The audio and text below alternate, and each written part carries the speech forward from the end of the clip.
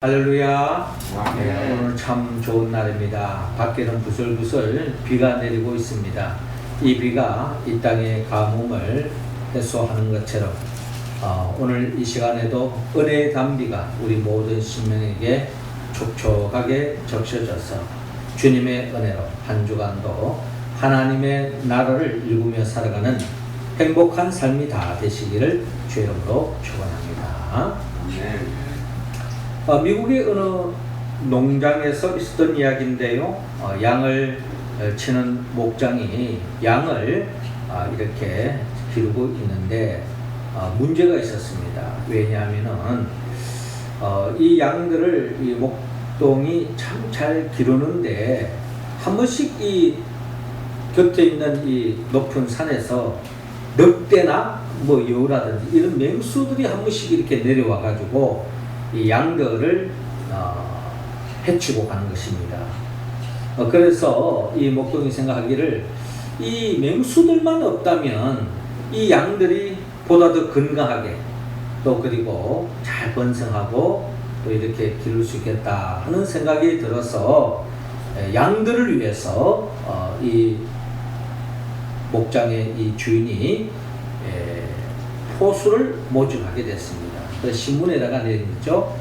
맹수를 좀 이렇게 해결할 수 있는 포수를 구합니다. 그래서 마침 좋은 포수를 많이 이렇게 고용을 해서 주변에 있는 산 주변에 있는 맹수들을 소탕 작전에 들어간 겁니다.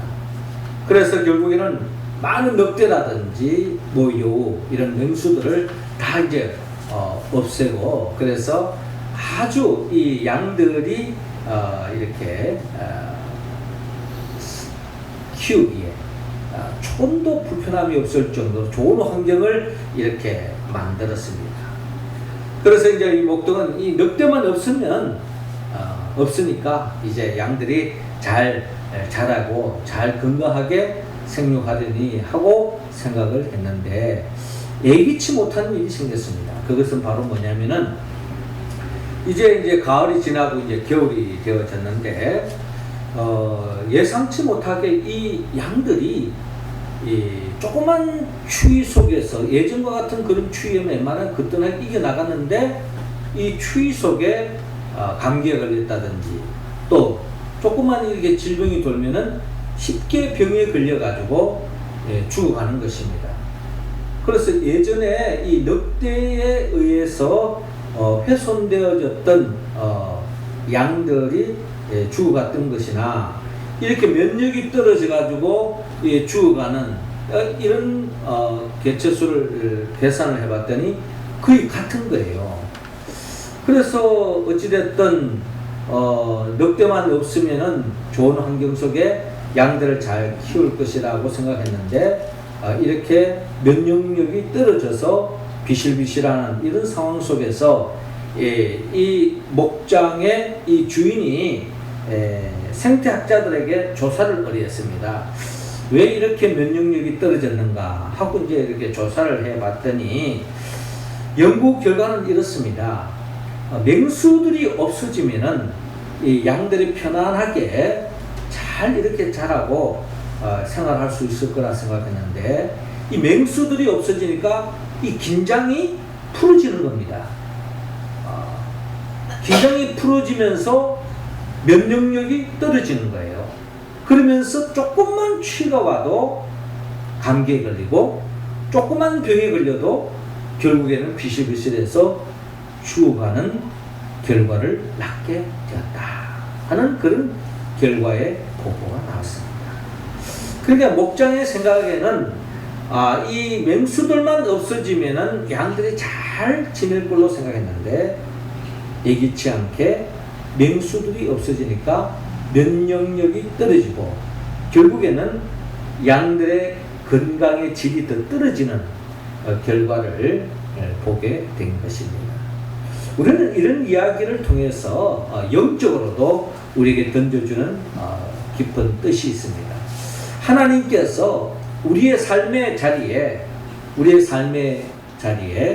왜 마귀를 하나님께서 풀어놓으셔서 마귀로 인하여서 우리에게 어려움을 겪게 했는가? 이 영적 마귀는 우리의 현실 속에서 왜 우리에게 이런 나름대로의 코로나19와 같은 그런 어려움을 우리의 삶 속에 배열했을까? 왜 우리의 삶 속에 예기치 않는 어떤 일들이 생겨져 가지고 우리를 더욱더 조마조마하게 하고 또 우리를 불안하게 하는가? 이런 나름대로의 현상을 바라보면서 하나님의 뜻이 어디에 있겠는가 하는 생각을 가져볼 때에 결과적으로 우리가 생각해 본다면 하나님께서 이런 마귀를 우리의 삶 속에서 우리를 위협하게 하고 우리를 위기로 몰아붙이게 하는 그 모든 과정은 결국 우리들을 더욱더 건강한 삶으로 또 궁극적으로 행복한 삶으로 이끌기 위한 하나님의 또 다른 형태의 섭리와 계획과 뜻이 있다. 이제 이렇게 우리는 이야기할 수 있습니다. 많은 사람들이 생각합니다. 우리의 삶에는 건강만 하면 행복해질 것이다. 물질만 풍요되어지면 행복할 것이다. 또 내가 좋은 직장만 들어가면은 더 이상 불만이 없을 것이다. 여러 가지 우리 나름대로의 주어진 조건 속에서 내가 자격 시험만 합격하면은 이제 문제가 없을 것이다 라고 생각하지만 그것이 다 이루어진다고 해서 우리의 삶에 참 행복이다 라고 고백하는 것은 며칠 가지 않는다는 것입니다. 또 다른 형태의 예기치 못했던 문제가 우리의 삶 속에 계속 찾아온다는 것입니다. 자, 이런 삶이 이 땅을 살아가는 우리의 삶 속에서 끊임없이 찾아오는데 왜 하나님이 이런 환경을 만들었을까? 궁극적으로 말한다면 결국 우리 모두를 하나님께서 연단시켜서 보다 더 하나님이 기뻐하는 영광스러운 삶으로 인도하기 위한 하나님의 섭리와 계획과 뜻이 있다는 것을 우리는 성경을 통하여 고백할 수 있습니다. 특별히 오늘 성경 본문 마태복음 13장 43절에 보니까 그때의 의인들은 자기 아버지 나라에서 해와 같이 빛나리라, 귀 있는 자는 들으라 라고 오늘 본문은 말씀하고 있습니다. 한마디로 하나님께서는 우리 모두를 해와 같이 빛나는 존재, 존귀한 존재, 모든 사람들이 부러워하는 정말 어디를 내놔놔도 뒤지지 않는 그런 복된 삶으로 우리를 인도하기 위해서 위한 것이 바로 하나님의 섭리와 계획과 뜻이라는 것입니다. 자, 결과적으로 하나님은 우리 모두가 해와 같이 빛나는 하나님의 나라에서 없어서는 안 될 그런 존귀한 삶으로 우리가 세움받기 위해서는 우리는 이 땅에서 어떤 삶의 길을 걸어가야 할 것인가 하고 오늘 성경은 우리에게 말씀하고 있습니다. 먼저 주님은 오늘 본문 24절을 통하여 뿌리라고 말씀하고 있습니다. 자, 24절 우리 같이 한번 읽어볼까요? 시작. 예수께서 그들 앞에 또 비유를 들어 이르시되 천국은 좋은 씨를 제 밭에 뿌린 사람과 같으니. 아멘. 자, 오늘 성경 본문 24절은 이렇게 시작하고 있습니다. 예수께서 그들 앞에 또 비유를 들어 이르시되 천국은 좋은 씨를 제 밭에 뿌린 사람과 같다라고 말씀하고 있습니다. 하나님의 나라, 천국, 우리가 꿈꾸는 삶의 자리죠. 이런 천국은 어떤 사람에 의해서 열리느냐? 그것은 바로 좋은 씨를 제 밭에 뿌린 사람과 같다라고 말합니다. 그러니까 하나님의 나라의 주인공은 어떤 사람이냐? 좋은 씨를 뿌리는 사람과 같다는 거예요. 좋은 씨를 뿌리는 사람. 이 좋은 씨를 제 밭에 뿌리는 사람의 의미는 오늘 보면 36절에 잘 나타나 있는데, 이에 예수께서 무리를 떠나사 집에 들어가시니 제자들이 나와 이르되 밭의 가라지 비유를 우리에게 설명하여 주소서.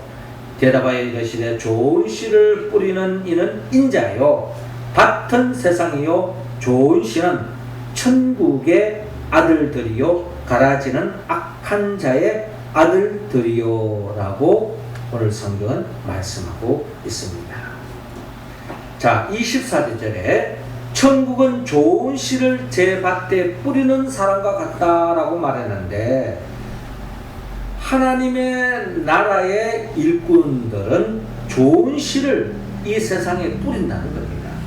좋은 씨를 뿌린다는 말의 의미는 하나님이 기뻐하는 사람, 좋은 사람들을 많이 세우는데 힘쓰는 사람, 이러한 사람들이 결국에는 하나님의 나라에서 인정받고 또한 주님 앞에서 해와 같이 빛나는 존귀한 인생으로 세움을 받을 수 있다라고 오늘 성경은 말씀하고 있습니다.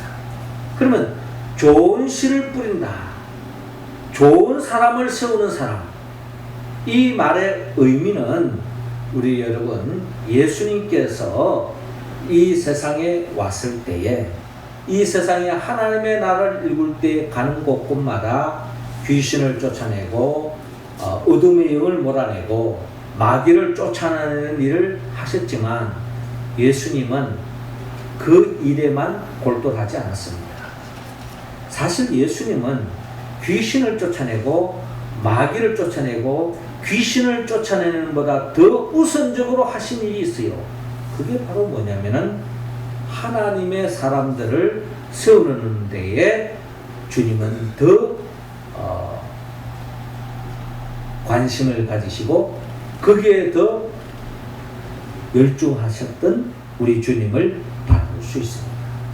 그것은 마치 여러분, 하나님께서 처음 이 세상을 만드실 때에 그 하나님의 이 세상을 만드실 때의 모습과 똑같습니다.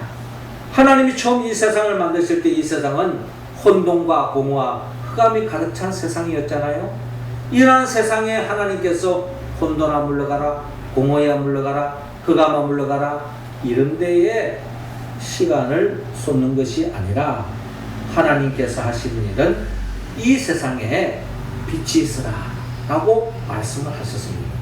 그러니까 빛이 생기니까 자동적으로 혼돈과 공허와 흑암은 물러가더라. 이게 바로 창세기를 통하여 들려주는 하나님이 이 땅에 하나님의 나라를 세워가는 사역의 모습이라는 것입니다.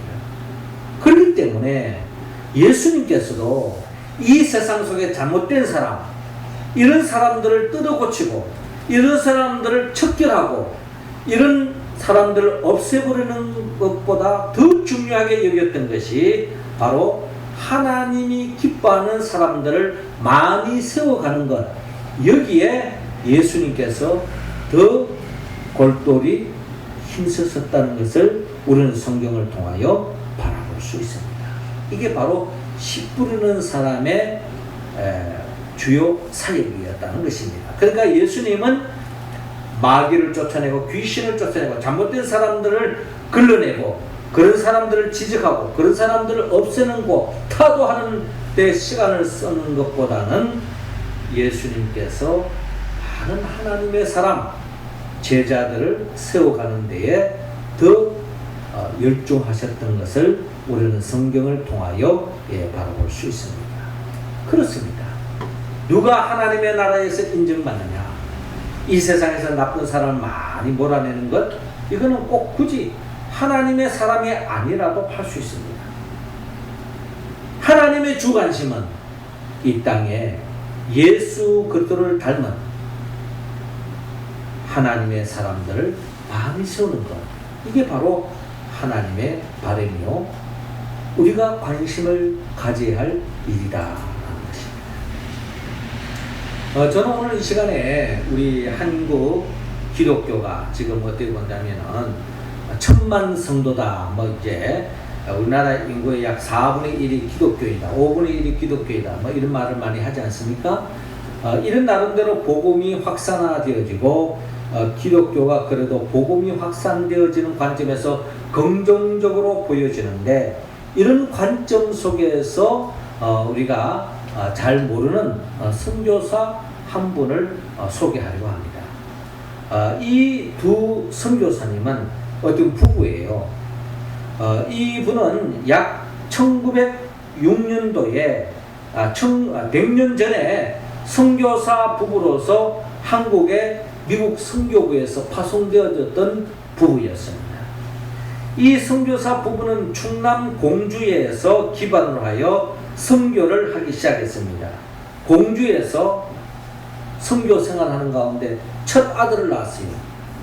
이 선교사 부부가. 그래서 첫 아들의 이름을 뭐라고 지었냐면은 한국 성씨 우씨를 넣고 이름을 광복이라고 지었습니다. 이름을 우광복이라고 첫의 이름을, 아들의 이름을 지었던 것입니다. 그 이름을 왜 광복이라고 지었느냐? 그 당시에 일제 식민지 하에 있었기 때문에 이 땅에 빨리 광복의 역사가 일어나기를 소망하는 마음으로 이름을 우광복이라고 그렇게 지었다고 합니다. 그 이후로도 둘째, 셋째는 딸을 낳았는데 둘째 이름을 올리브, 셋째 딸 이름을 로저라고 이렇게 두 딸 이름을 지었습니다.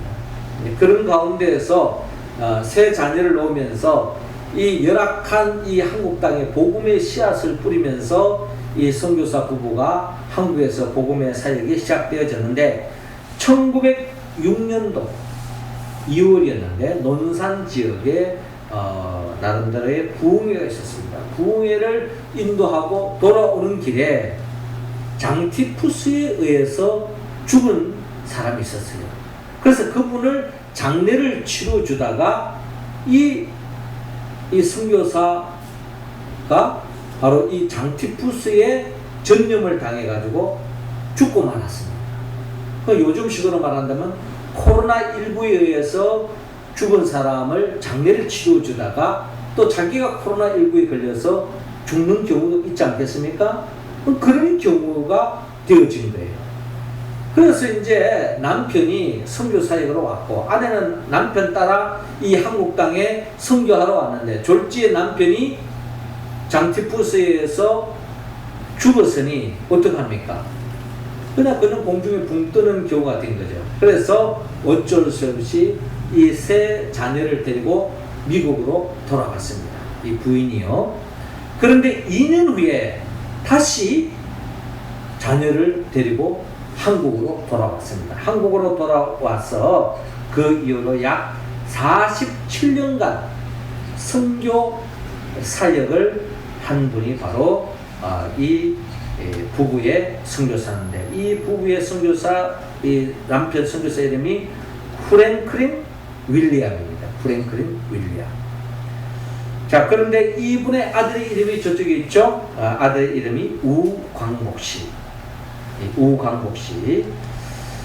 그리고 이 프랭클린 윌리엄 이 선교사 부부가 세운 이 학교에서 출신자가 누구냐면은 여기 나오는 유관순, 독립운동하다가 죽음을 당한 이 유관순 여사도 바로 이 학교 선교사에 의해서 길러진 제자였다는 것입니다.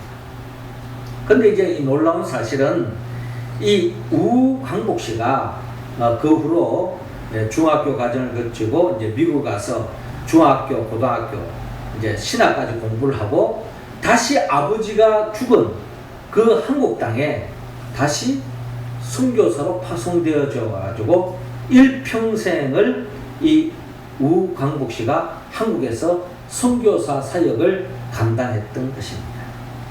그런데 이때 선교 사역을 감당할 때 마침 일제로부터 우리나라가 해방을 당했어요. 그래서 미국의 하지 장군이 일본을 이제 어떻게 보면 전쟁에서 승리를 했기 때문에 어떻게 보면은 일제 식민지 통치에서 해방되어서 하지 장군이 우리나라의 군정을 다스리게 되었습니다. 한국을 신탁 통치하던 때였죠.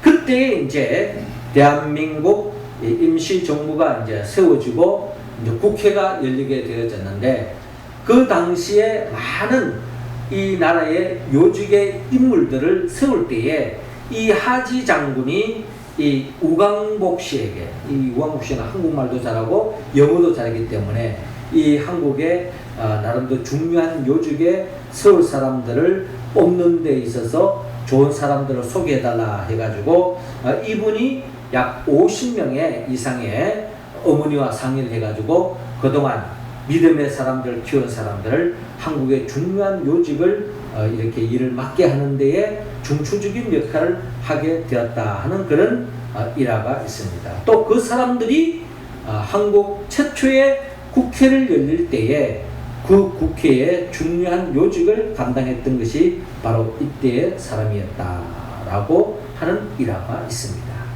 뭐 짧은 이야기입니다만은 뭐 이야기를 깊게 이야기한다면 그 이야기 스토리가 아주 깁니다만은 이 정도로 제가 말씀을 드리는 것은 중요한 것은 이 땅에 식민지 통치하에 복음이 이 땅에 전파되지 않는 가운데서 여기에 가장 중점적으로 힘썼던 것이 선교사 부부가 바로 복음의 전파에 힘썼을 때 그 복음의 열매로 인하여서 인재들이 키워지고 그들로 인해서 오늘의 이 한국 땅을 일으키는데 한국 사회를 만드는 데에 큰 이바지를 하게 되었다라는 결과적인 말씀을 제가 나누고 싶습니다.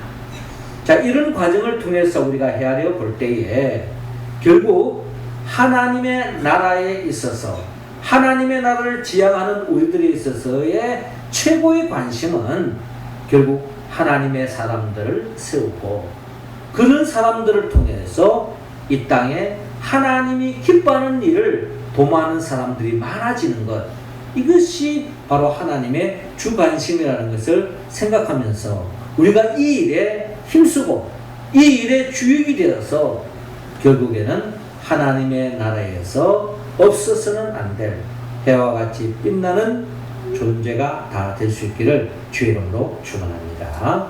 이어 두 번째로 오늘 보면 29절을 통하여서 하나님께서는 뽑지 말라고 우리에게 지금 말씀하고 있습니다. 자, 29절 우리 같이 한번 읽어봅시다. 시작.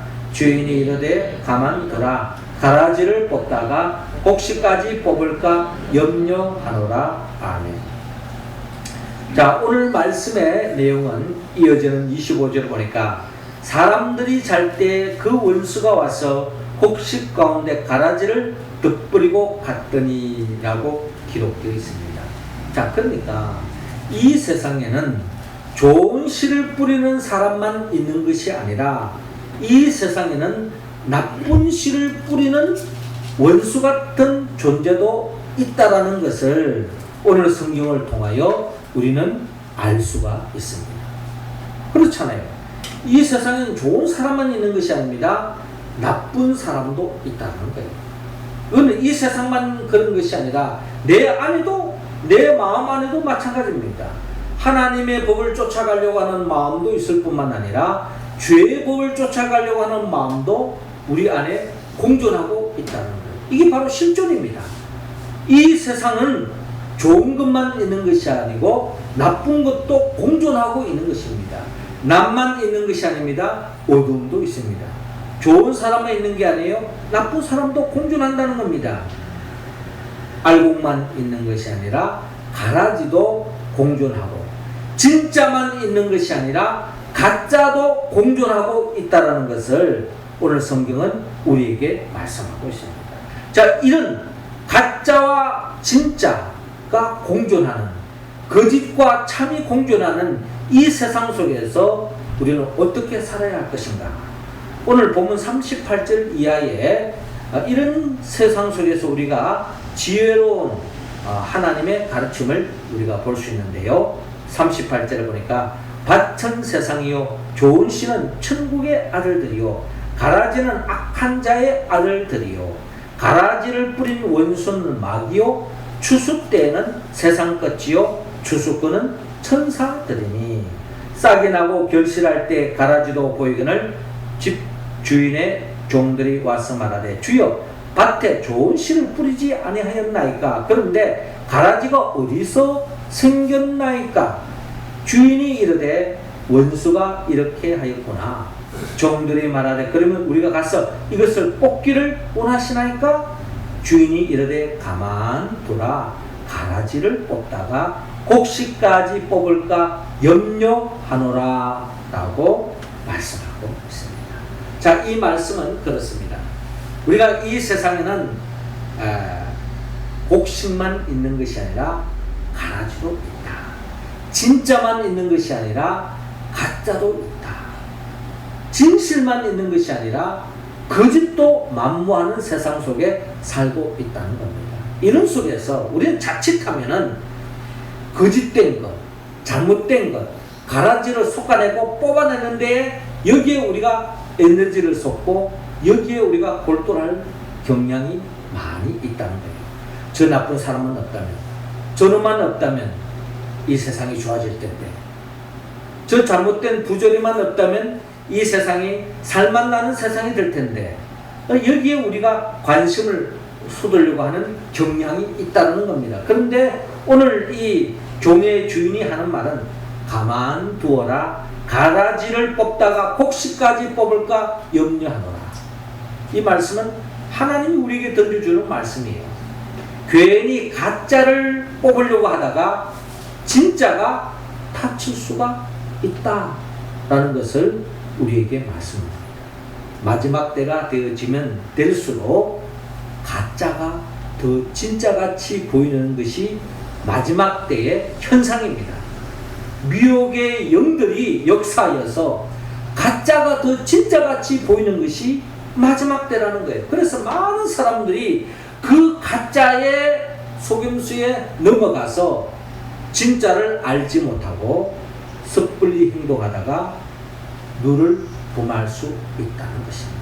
그래서 이런 속에서 우리가 해야 할 일은 비록 내가 보기에는 가짜같이 보인다 할지라도 내가 임의로 판단하지 말고 어떻게 보면은 그것을 가만히 두어라. 섣불리 손을 대지 마라 라고 주님께서 우리에게 말씀하고 있습니다. 스티븐 코비가 이런 이야기를 했어요. 어느 조직이든 거기에는 긍정적인 사람이 있고 또 부정적인 사람이 있는데 지혜로운 지도자는 부정적인 사람의 관심보다는 긍정적인 사람에게 관심을 더 많이 갖고 거기에 더 시간을 소비한다라고 말한 바가 있습니다. 그런데 잘못된 지도자는 잘못된 사람들을 걸러내고 잘못된 것을 지적하는데 더 많은 시간을 소비한다라는 이야기를 한 바가 있습니다. 그렇습니다.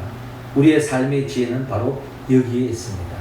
잘못된 것을 자꾸 크게 보고 잘못된 것을 없애는 데에 관심을 갖기보다는 좋은 것을 바라보고 좋은 장점을 더 극대화시키는 것, 여기에 우리의 살 길이 있고 여기에 관심을 갖기를 주님은 원하고 있습니다.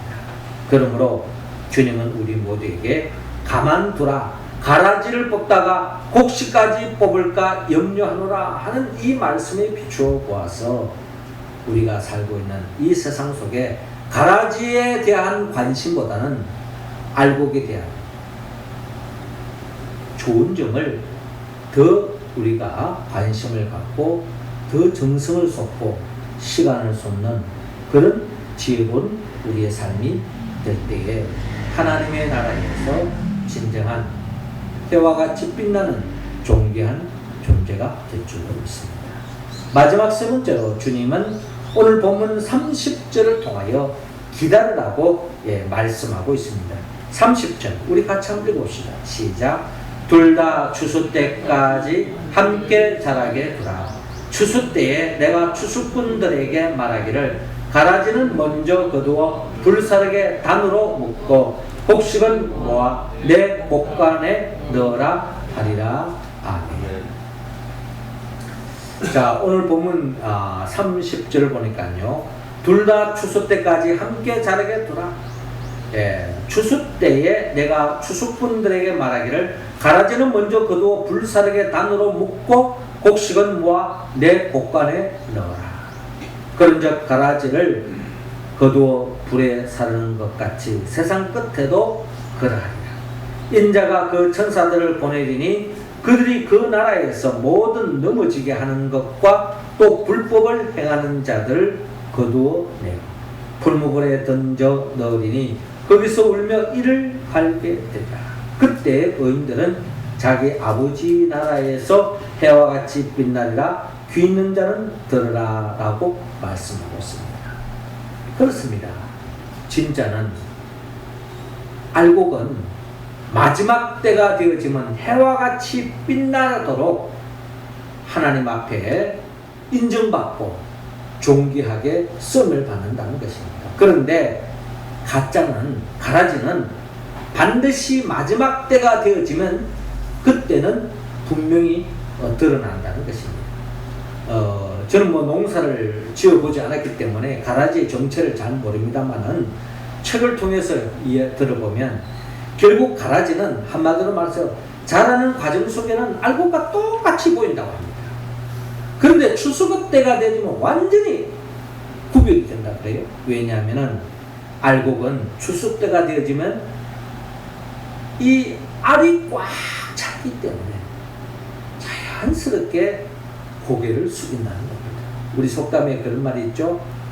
익은 벼는 고개를 숙인다. 알이 꽉 찼기 때문에 고개를 숙일 수밖에 없어요. 그런데 가라지는 어떻습니까? 속이 텅 비었기 때문에 추수 때가 되어도 목이 뻣뻣한 거예요. 교만하기 짝이 없다는 겁니다. 하나님 앞에서 누가 인정을 받습니까? 끝까지 하나님을 의지하고 하나님 앞에 겸손한 사람, 그런 사람이 바로 하나님 앞에 알곡이요 주님이 심판하실 때에 인정받는 존재로 성을 받지만 끝까지 하나님을 의지하지 않고 교만하고 결국에는 뻣뻣한 교만한 자는 심판의 대상이 될 수밖에 없다는 겁니다. 자라는 과정에는 차이가 안 나지만은 결실 때가 되어지면, 추수 때가 되어지면 확연하게 드러난다는 겁니다. 지금은 진짜인지 가짜인지 구별이 되지 않지만 마지막 때가 되어지면 확연히 드러난다는 거예요. 그러니 그때까지는 참고 기다려야 된다. 섣불리 가짜다고 뽑으려고 서두르지 말고 때를 기다리라는 거예요. 하나님께서 악인을 다 걸러 주신다. 이 세상을 살아갈 때에 우리가 느끼는 바 중에 하나는, 우리가 생각하기에 악인은요 하는 일마다 잘 되는 경우가 있습니다. 악인은 많은 사람들 앞에 큰 소리치고 악인이 더 인정받는 시대가 있을 때가 있습니다. 여러분, 그럴 때 낙심하지 마시기 바랍니다. 하나님의 심판의 때는 분명히 있습니다. 하나님은 살아계십니다. 반드시 악인을 하나님은 손보시고 걸러내신다는 것을 여러분 믿으시기 바랍니다. 잠언서 20장 22절에 보니까 너는 악을 갚겠다 말하지 말고 여호와를 기다리라. 그가 너를 구원하시리라. 악한 원수를 없애겠다고 거기에 힘쓰지 말고, 거기에 짐 빼지 말고, 거기에 시간을 소비하지 말고, 거기에 열정을 소비하지 말고 원수 갚는 것은 하나님께 맡기라는 겁니다. 하나님은 살아계시기 때문에 반드시 그 원수를 걸러내 주신다. 우리가 해야 할 것은 내 주어진 삶의 자리에서 하나님이 기뻐하는 일을 도모하는 데 있다.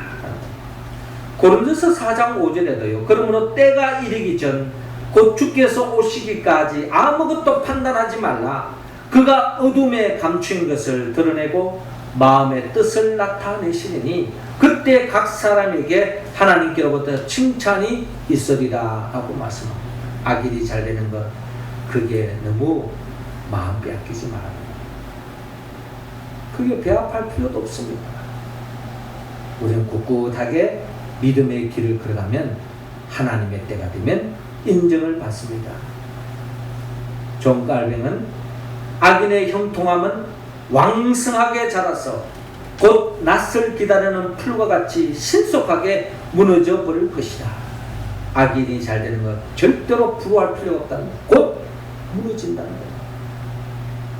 무성하게 자라는 풀이 낯에 베어지는 것처럼 주님의 때에 반드시 악인은 역사의 심판을 받을 때가 있기 때문에 때를 기다리고 꼿꼿하게 하나님이 기뻐하는 믿음의 씨앗을 뿌리고 믿음의 길을 걸어가라 라고 하는 주님의 당부의 말씀을 깔병은 이렇게 말씀하고 있습니다.